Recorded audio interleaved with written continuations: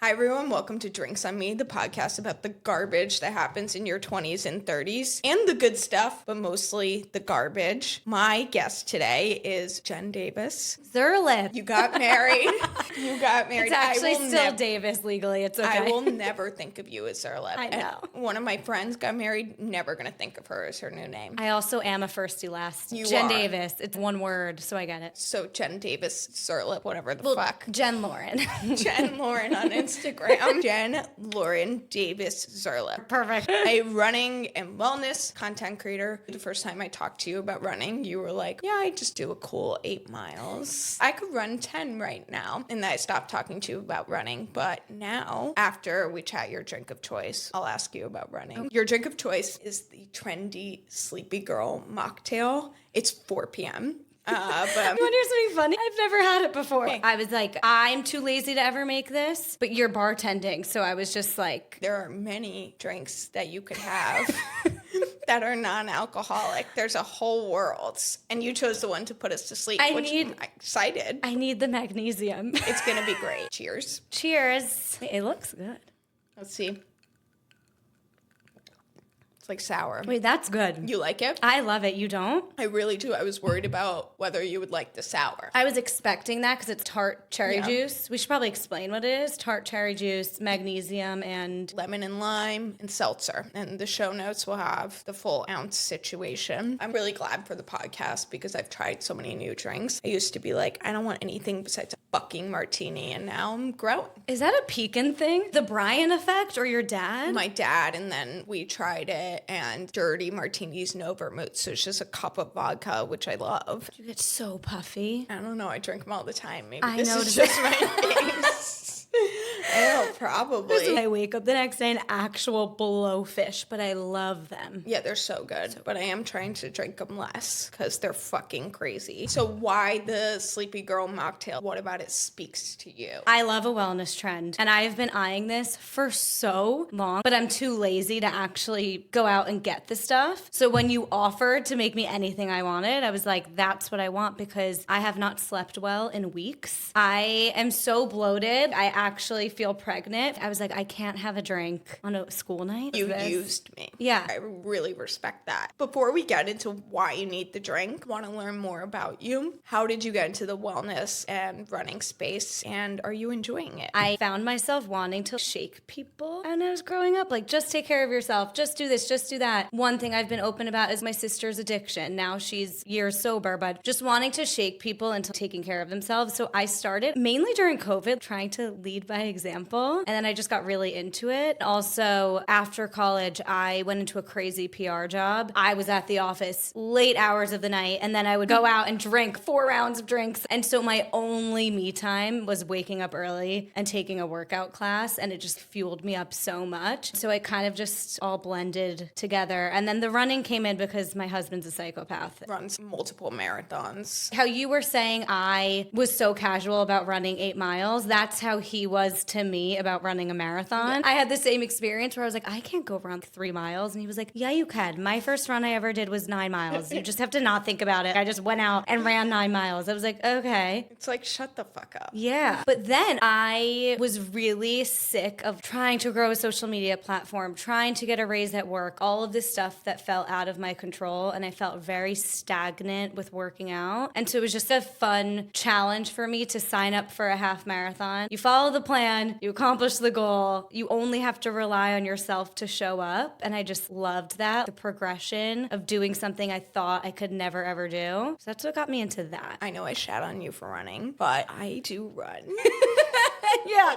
By the way, I really like it. You ran a marathon. It's very meditative for me. Yeah, whatever, to take care of yourself. That doesn't speak to me. I need you to just cut me saying something so deep about taking care of yourself and just you saying, yeah, whatever. I don't give a fuck about that. Listen, this is a platform for you, but it doesn't mean I care. I love that you're not just yes-manning me. But it was meditative. It is the only time in my life where I can think about the things I want to do, writing different tasks without anxiety. What's the worst part of your job? What I didn't mention was I do also run my own business where I edit videos for podcasts. My worst part of my job actually ties into what I wanted to talk about today is a lot of it for the content creation is on camera. If you have a brand deal, you have to show up. You have deadlines. I understand how annoying this sounds. However, because for 2 weeks of the month, I struggled deeply with my hormones, luteal phase, if you know what that is, menstrual phase, literally half of the month, so half of the year, I'm out of commission. I ghost everyone online. I can't make a video. It feels impossible for me to even get to my desk sometimes with my actual job, even editing. It's just debilitating. So I guess that's just the hardest part about life right now. No, we can get into it, and I think this will be relevant for anyone who has health issues. You're expected to keep up with the pace of everyone else, but you might not physically be able to. What I've always said, until I realized why I struggle so badly, why do women not get sick days for their periods? If men started bleeding out of their dicks once a month, no one would work anymore. Not only bleeding out of their dicks, but also in debilitating, cramping pain. So tired that even getting dressed or going to run an errand, going to CVS to get Advil to support my period feels like the craziest task in the world if they only And also, knew. like, the period shits. Period farts. If Ethan comments on it one more time, you try having a period for a day. It's a feminist podcast. Jen, Yeah, why'd you need the drink? because I might have endometriosis. Do you want something alcoholic for that? No, I Here's wish. to endo. Tomorrow. Not on a school night. Can you tell people what endometriosis is? Wait, literally, no. I don't even know. I could tell you my symptoms, but I'm really unclear. Isn't it your uterine Yes. lining grows outside your uterus? There's extra tissue. The leading sign of it, which I did not know, and just to paint a picture, I had a health and wellness podcast. I had hormonal experts on. I did the most research someone can do, but I had no idea what it was. Well, you don't hear about it. That's the medical misogyny. Which is so crazy because I've been dealing with this. How old am I? 29. Are you good at math? What's 29 minus like 13? 16. Let me double check. 16. I didn't want like someone to watch this and be like, you fucking idiot.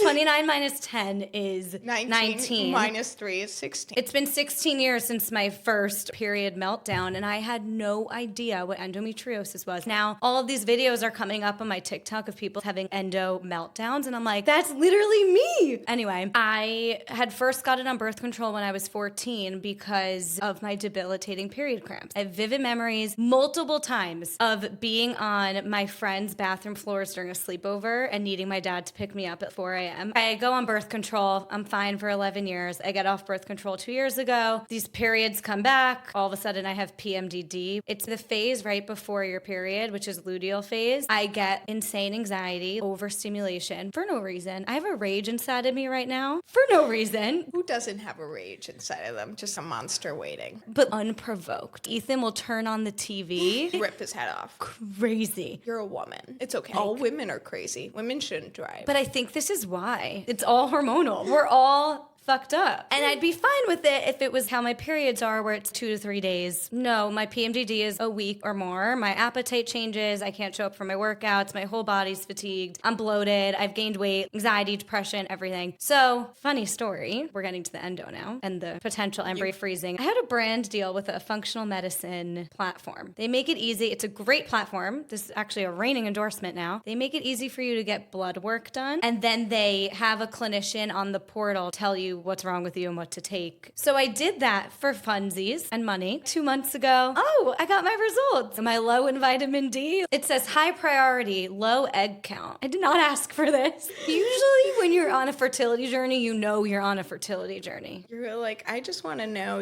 my blood type and Should I have magnesium? should I be getting one a day?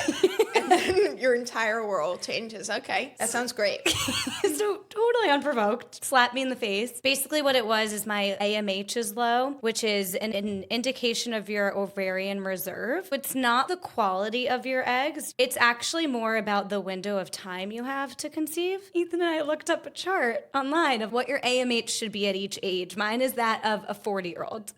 Hey. I'm finding this all out in a day, by the way. My sister lives in the apartment above me. I run up there crying. I'm like, I know I'll be okay, but this is a lot to take in. She then gets a phone call from the vet that her dog, who passed away 2 days ago, is ready to pick up while I'm crying. We were like, we're not okay. okay. You were like, this is a bad day for both of us and your dog. It was not okay. Fast forward, I go to the gyno. She's like, yeah, your AMH is really low and it shouldn't be that low. Sounds like you might have endometriosis. You don't have any cysts. Unfortunately, apparently, the only way to diagnose it is through surgery. No, thank you. So she was like, if you're not ready to start trying right now, you got married 6 months ago, I would consider freezing embryos so that, let's say you end up having trouble. Because I don't have a lot of eggs, I guess, it would be harder to do IVF. So she was like, what I don't want to happen is one day, even on your second kid, you have trouble conceiving and then we can't do IVF and you need a donor. Imagine little old me just sitting there, not on a fertility journey, being told I might need a donor one day. Then there's the whole element where I'm self-employed. So I pay for the shittiest insurance ever. Now I'm like, wait, that MRI was $1,100. I need new insurance. When you were talking, I was remembering that my mom had fibroids. She got a hysterectomy. I was in 8th grade when she got this. And I literally remember she had really bad periods. Then this happened. And I remember literally not paying attention to it. Because I was like, this hysterectomies or whatever. I don't know what that makes me feel, but it's just sort of this non-entity to me. That was a horrible, painful, insane thing that she went through. And she had crazy periods, obviously, for a different reason for like 2 years. It's similar, though, because the specialist I'm seeing actually specializes in fibroids, too. So I never knew what fibroids was till the other day when I saw that. Fibroids. It was just a word. Same with endometriosis. I just feel like no one's out here saying, yeah, my periods are bad. I don't know. I just thought it was some pain disorder, which it is, but I just never even thought. And of all the times I've told different doctors, even a functional medicine doctor, that I have really painful cramps, I've never been asked follow-up questions. I didn't realize that my level of pain is not normal. That really resonates. You say, I didn't know my level of pain wasn't normal because people never tell you. Did you see also a different thing? But there was an article on the New York Times about IUD insertion, and that's so painful if you've ever had that. And they were like, it doesn't have to be painful. You could just be given this. And I was just like, I thought that was how it was. We just expect that all these things, oh, you have bad cramps, that's normal. And I even, now that I understand what I'm experiencing is not normal, I get almost like when I say to a friend, oh, I can't come to dinner tonight, I have bad cramps. I'm like, do they understand what I mean though? That I'm dying on the floor. I'm not in agony every single time. When that happens, I'm obviously out of commission, but I'm still out sick when I get my period. You're not like walking to work with your period. No, like, I wouldn't come here. I would have canceled. And I don't think that's normal. Hey, anyone who deals with chronic pain or chronic health issues, which I didn't even realize, I'm trying hard not to identify with that now, because now I feel like I'm too aware. Is it that you don't want to feel like that, or you don't want to steal the valor? I don't want to make it worse. Once I realized, oh, this anxiety and stuff happens before every period, I became hyper aware of it. Yeah, and I get that. It's a scary term, chronic pain and all of that, so you don't have that. I don't have that. I get it. It's a scary term. I just don't want to start thinking every little pain I feel isn't something that I can push through and, like, you know what I mean? Maybe you'll learn how to manage it and you'll be able to identify pains. Yeah, see, that's the issue. You can identify, but literally there's no managing it. So I was in therapy this morning and she was like, well, maybe you'll get the diagnosis and then you can work on doing the things that you can change, like meditating and stretching. And she's naming all these things. I'm like, bitch, I do all of that. Also, that's not gonna work. Wait, stop. I'm obsessed with my therapist. Do not come for her. Is Bo here? Oh, yeah. Okay. So, okay, you brought up that you might have to freeze your eggs. Did you really think about having a family before this? And were you thinking that much about family planning before this? I thought that I would think about family planning next year. Thinking about it. I was thinking about when I would think about it, but I wasn't thinking about it. I just always thought that if I'm married in 29 and not single in my 30s, I just didn't even think that would come across my desk. I thought maybe It's come across my desk. Really? I'm thinking about it. Really? 28. I'm not planning to be married for a long time. Well, then you should, because the earlier the better. Yep. These Harvard eggs are wasting away. Yeah, you totally should, and then you can sell them from the freezer. I might need one. I mean, you're welcome. Freeze them for both of us. So I never thought about freezing eggs by any means. I definitely want kids. We've spoken about what would life look like without. I love growth and spiritual experiences and learning life lessons, and it would just be a shame to not have that experience. But it did not feel like something that was super urgent. Yeah, we've always been like, we're gonna travel and get a house and a dog, and then we'll have kids. And all of a sudden it was, oh, should we talk about this? And I literally looked at Ethan and, would you rather pay $20K to freeze our embryos or start having a baby like soon? And he said, I'll pay $20K. And I was like, you answered that way too quick. But yeah, it's really expensive and we're saving for a house right now. It's very overwhelming, but in our tiny apartment, we're just like, we can't even think about having kids because where do you put the kid? We're just not in that phase of life. We were like, we really want to have a house and a dog and that phase of life together as just me and him first. Do I think we'll try sooner than we thought now? Yeah. I think maybe next year, if we have a house and a dog for a year, we'd maybe think about it. Do you want to go down? Bye, Boastifer. I'm really trying to just think critically about it. And I'm inching closer towards it, but I don't want it to be an urgent health thing. So we might freeze our embryos. But my game plan is see a specialist next week, see what they say. Then I can see a fertility specialist on the embryo freezing front and just like see what all these specialists have to say and then decide, because I think the hard part about fertility is it's really unpredictable until you try. If I'm not ready to try, a doctor's just going to be like, well, yeah, freeze your embryos because that's just the safe thing for them to say. But it's not like this $20 thing. It's not like covered by insurance. So it's a decision, you know? But again, there is no diagnosis. So this episode could literally come out and I'm told I don't have it. Who knows? Listen, not to, diagnose you. You're not okay with these periods. You're not okay. Like, something has happened, whether it's that or something else. This is an episode that's relevant to people. Maybe you have endometriosis. Maybe you're fucked in some other way. Well, this is relevant to other people. It is, because people really relate to the PMDD. Every time I post about it, they're like, yeah, I'm dying in my luteal phase. Are you on birth control? I have an IUD, but not. Is it hormonal? Once you learn about the luteal phase, which is why I was saying I don't want to know I have endometriosis, you start to pick up on it. Figure out when you're getting your next period, see what the week before is, and just see if you're a little testier or more tired. Mine just happens to be intense, which is called PMDD, and the solution for that is people are microdosing SSRIs. I'm not doing it. Everyone else is doing Pepcid or Zyrtec because it's an antihistamine, but I took Zyrtec last time and I literally fell asleep mid-workday. Isn't Tylenol an antihistamine? No. Oh. Like I said, Tylenol is not an antihistamine. I could be wrong, but I'm pretty sure it's not. Yeah, I was totally wrong.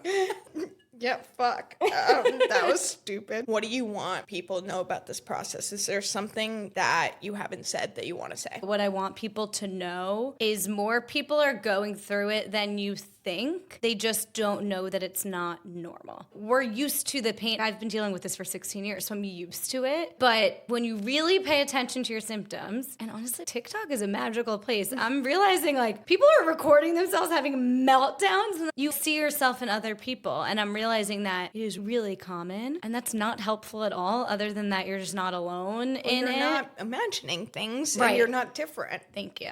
Have you watched Fleabag? There's this monologue by this older woman, Belinda, and she's like, women are born with pain in them, and men, it's an amazing monologue. I'm not going to do it justice, but it's like women are just so used to pain our entire existence. Menstruation, menopause, childbirth, all of that. Like emotions. Exactly. That is just our lot. And then, which isn't as relevant, but then she goes on, she's like, men need to feel this pain. So they go to war and they fight and whatever. Great monologue. But yeah, the acceptance that this is what it is. Childbirth. Hope the epidural works.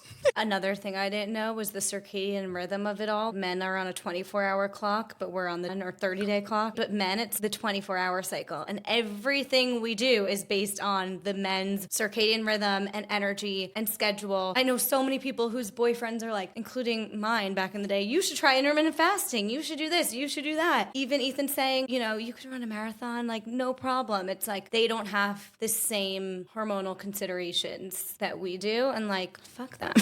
Yeah, the world's designed for them. Fuck them. Fuck them. Fuck those bitches. You get your period and we'll see how you fucking feel, bitch. I would pay money to switch on my most intense day or most intense period. I mean, I don't want him to feel that because... I know, you're not wishing pain upon your husband, but you are a little. But he sees it. But he was brushing my hair, my wedding. Once I actually felt like a 2-year-old girl. That's like very you just kind. It was so kind. I still remember it. Yeah, if only men could just experience it once. I watch a lot of pregnancy content. I think it's because I relate to the symptoms, even though I'm not pregnant. But you won't get your period. Lucky you. Just have to give birth. I've heard endometriosis for some people is actually 10 times better after birth. I don't know if maybe you shed something in the Very urine. exciting. Yeah, so maybe I will. Very exciting. I just kind of say things without really Very thinking. exciting. I just really don't think about what I say Yeah, I sometimes, love that. which makes me a great podcaster. Definitely. What's your dream life? 10 years down the line, family, whatever form it takes, job-wise, living-wise, what's the dream? 10 years? 10 years down the line. Can it be 5? 5 years down the line. I have no idea. What I'm dreaming of right now, I want a home in Rhinebeck. I want to be upstate on a train line and also have a little apartment in the city so I can pop in for work, stay here for a week, go back. I would love, obviously, to bear children easily. Bear children. I would love to not have to do IVF or a donor or anything. 2 babies feels nice. I want a dog so badly. I want to be upstate with a garden in the backyard, making content of me making my homemade jam on Ethan's homemade sourdough. I want to go walk the dog. I want to have the business that I run now, but more so be managing other people's work. So I'm not in an editing hole for 8 hours a day. Sounds like a great dream. Thank you you. for coming and talking about this. I like course. ending on a hot seat. It's just going to sound so stupid compared to what we've been talking about. Yes or no? Did you like planning your wedding? Hated. Thank God for that. Never hated anything more in my entire life. You find the one. You want a DTR a little sooner than they do. An omnipotent spirit comes down and tells you that if you burn down their apartment, no casualties, ensuing events will lead to you DTRing. Would you do it? I feel like the fun answer is yes, but obviously not. If I found the one, I would care about them and I don't want to burn down their apartment, you psychopath. Nothing really happens if you burn down their apartment. No one dies. No one's hurt. How do you want to die? Fuck. Peacefully, hand in hand with Ethan and a piece of sourdough in our hands. Okay, that's beautiful. Yeah, in the garden. I want to die of like... Didn't ask. Fuck off. I came up with my answer and that's why I asked it. Tracks. I'm going to tell you how I want to die. I want to die in my late 80s of an aneurysm mid-sex. So it's like, Where in the world, the entire world, is your favorite place to get a drink? Thailand, because it had shrooms in it. And that's drinks on me. Hi, thanks for listening. If you're enjoying the podcast, please like and subscribe. It helps me grow my platform. Don't you want to help me? Oh, please help me. New episodes on Thursdays.